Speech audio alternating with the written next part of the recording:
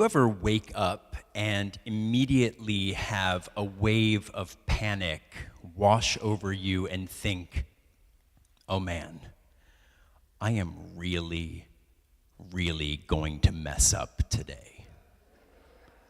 I am really going to get something really, really wrong. I am going to make an irresponsible, irrevocable mistake. And it's not a loud promise to yourself, it's just a quiet, dull threat of inevitable defeat, a comforting fear that you allow yourself to carry with you all day. If you have never had this early morning sleepy time moment, please tell me your secret to success.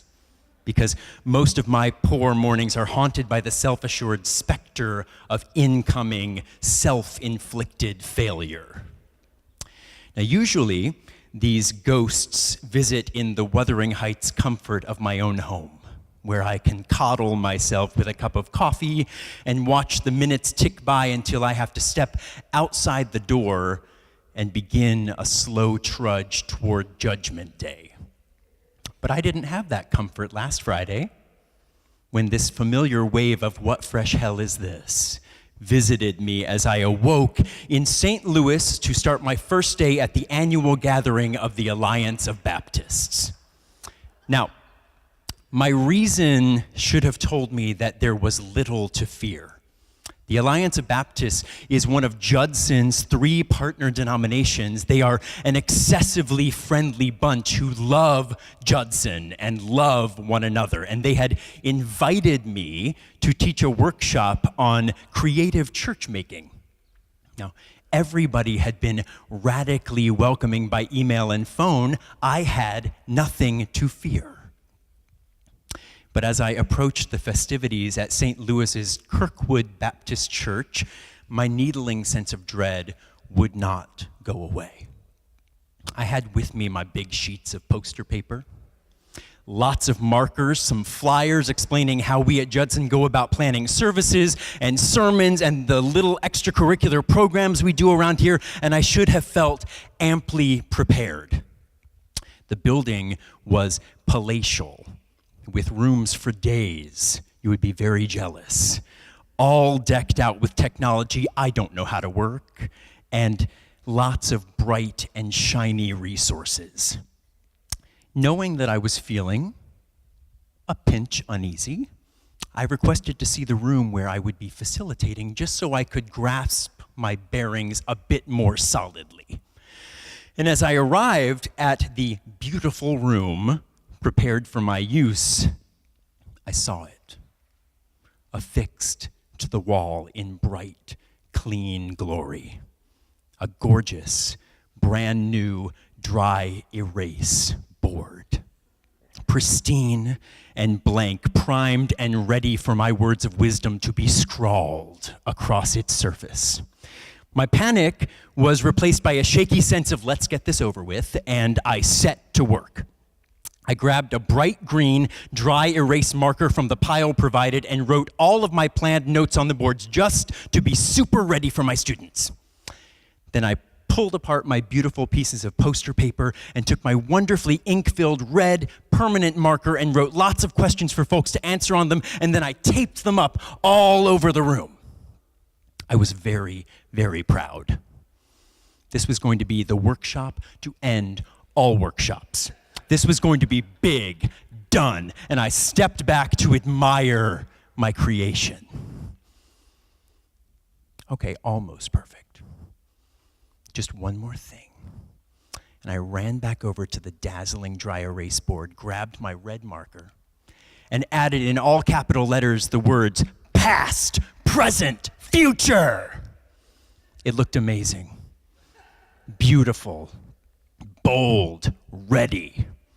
And I ran upstairs to attend a panel discussion on pastoral identity, proud as a Protestant peacock. The panel discussion started, and everything was going beautifully.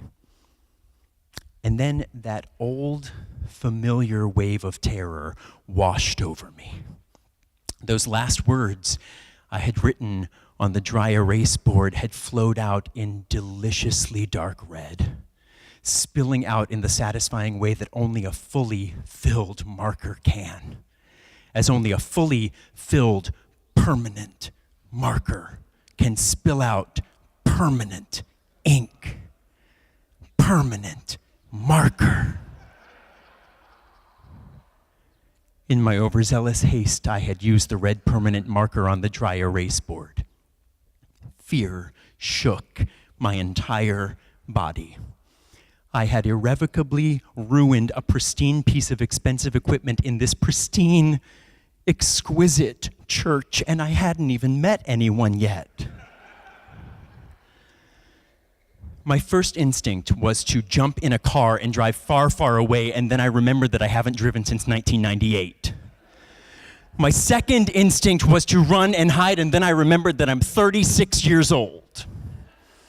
Instead, I sent a few insanely alarming texts to my family/therapists, and then I sat and marinated like a cheap kebab in my own felt-tipped fate. Now, let's pause for a second, please, and leave this cliffhanger for a moment and talk about the book of Acts. Because this book, from which today's ancient testimony reading comes, is basically the scriptural equivalent of a disquieting cliffhanger giving way to nothing less than uncertain, game-changing, unexpected resurrection. These 28 chapters tell stories of the original Jesus movement recollecting itself after the execution of Jesus. It's a study in accepting the trauma of loss, picking up the pieces, and striving for survival. Now, this book should be the go-to guide for any moment of Christian questioning. It's essentially a primer on how to ceaselessly connect community in the face of persistent political persecution. It chronicles the early followers of Jesus traveling around and not only spreading the good news of Jesus' teaching, but basically picking up right where he left off, taking over for him, taking on the work that he was so cruelly cut off from completing. The Gospel of Luke ends with a sense of joy as the disciples are visited by a ghostly, holographic specter of Jesus, post-crucifixion, post-empty tomb, post-everything the disciples have come to expect. And he basically says to them, look, this is just what was supposed to happen. And you are witnesses to it. So go and tell everybody what I was trying to say and do, and just take it from here. Big sandals to fill. So, this sequel to Luke's gospel, the book of Acts, is a book about survival. It's a book about this ragtag group of mourning Jesus lovers facing the fear of those who would kill them, just like Jesus, facing their own fear about spreading Jesus' radical message, and ultimately taking up their own crosses, realizing that Jesus has left them with the tools they need to move past fear and create a Jesus movement that expands beyond what anyone had even dreamed.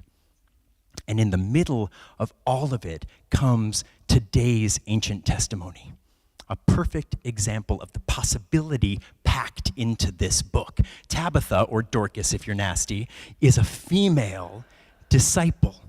Yes, a female disciple who is characterized by good works and acts of charity. If anybody deserves to be resurrected, it's her. But who's going to do the resurrecting? Jesus himself is dead. And yes, he's been resurrected, but now he's non-corporeal and no longer anywhere to be found. So who timidly steps up to do it? Poor Peter, who has basically gone from devoted disciple witness to proxy miracle worker overnight. Resurrection has only thus far been the work of Jesus himself. He's the only one in this group with the goods to do it as far as anyone knows. But with him gone, Peter can either pray for and work to master a similar power or step back into the shadows. And with the rest of the world basically wanting to kill the followers of this new Jesus movement, it would make sense to slink back into the darkness, to slink back into the fear. But luckily, even if just for narrative's sake, Peter steps up, embraces his call to transformation, and discovers that he's got the power he thought only belonged to someone more advanced. He's got the power now. He's got the tools to continue the work and to counter the fear inside him. He just has to embrace it. Now, the theology of the book of Acts has this kind of stuff in it all throughout the book. It is one where salvation is not just over the second that Jesus is crucified and resurrected. Salvation comes from continuing the work, repenting, turning away from the path of fear, and continuing to blaze the path shown by Jesus. So let's leave ancient Joppa and travel back to contemporary St. Louis, where I was still sitting, not moving, stunned by my own stupidity, desperately waiting for texts from anyone who would listen. And I ran through the gamut of plans and emotions. Then I ran back down to the room. I tried to wipe it off with my dry eraser, a silly thought, but it was worth trying. No luck. And then I tried my shirt sleeve. No dice. Then I moved from simple fear mode into full-on anger accusation mode. First I thought, well, why did they provide this board in the first place? Didn't they know some raggedy schmuck like me would bring a permanent marker and accidentally write on it? Really irresponsible. I allowed myself a few unattractive minutes in this state, and then, in a final, fearful bid to disperse my own cloud of unknowing, I thought, Google. Surely, someone has been this stupid. Someone else has been this careless, and surely someone has generously shared the gospel of how they came back from such an ill-considered cataclysm. So I hunched over my phone and desperately typed the words, "How to erase permanent marker from a dry erase board," hit return, and prayed for a miracle. And the miracle came. God is alive. I know sermons are supposed to have takeaways these days, so I am about to give you the takeaway to beat all takeaways. Do any of you know how to erase permanent marker from a dry erase board? You do? Okay, I'm going to tell you anyway. Folks, you take a dry erase marker and scribble really, really hard over the permanent ink. You saturate the permanent ink with dry erase ink. You leave it for a few minutes, you pray, and then you erase the ink away, and the permanent ink comes up with the dry erase ink. This is not a lie. The miracle tool for getting me out of my panicked pickle was available to me the entire time. I just had to embrace it. I took a dry erase marker and not so calmly covered the permanent red ink of my shame in glorious green dry erase ink. I stepped back for a few minutes and I prayed for a miracle, and then I stepped forward and erased away everything I had feared. Fear often feels like safety if we'll let it. It seeps so deeply into your skin that it actually even feels good as it hardens you into immovability. And if you let it take over completely, you'll even find other folks who have let fear seep that deeply into them. You'll find other folks who are just as immovable as you've become. The real danger of fear is that it starts out feeling terrible. And then eventually, if you let it, it feels inevitable. And then eventually it feels appropriate. And then ultimately fear starts to feel necessary for your survival. It's the only thing to grasp anymore because it's covered up everything else in thick, permanent ink. And I believe that fearful people, even those who have hardened themselves into fear-armored anger warriors, are not bad people. They're good people who have continually refused to embrace the transformative resources around them. They have so consistently shielded themselves from the tools of metanoia available to them that transformation has started to look more frightening than fear itself. And wielding their fear feels like the only tool for survival. But our stories, like those in the book of Acts, show that this temptation is nothing new. So by stripping away the time-specific costumes and sets for the current Broadway revival of The Crucible, the review of which Jenny read, the production is able to show us how easily a historical and literal witch hunt translates to any time period. Survival to many is about embracing fear and condemning those we fear. That's how we end up with over 24 laws targeting LGBT protections and transgender bathroom rights, several of which have taken hold in several states. It's how we end up with walls, literal, symbolic, and without our own hearts and minds attempting even to break them down. But walls and fear are not freedom, no matter how we try to package them. The only religious freedom available to us isn't the fear-filled Trojan horse sneaking its way into our laws. Religious freedom is an opportunity. It calls us to acknowledge the fear we've all faced, to refuse to ignore it, but to also refuse to accept it as the final answer. It calls us to question the walls of others, but it also calls us to question our own walls that we've erected for ourselves. And it calls us to believe that if resurrection is possible in the stories we've told ourselves for centuries, it just might be possible each morning we wake up to choose between fear and resurrection all over again. Fear seems permanent.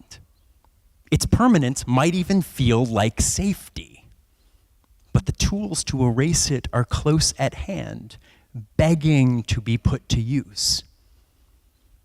Let us pray. Creative hands of the universe, hold our fear, resurrect our hope, nudge us further. Amen.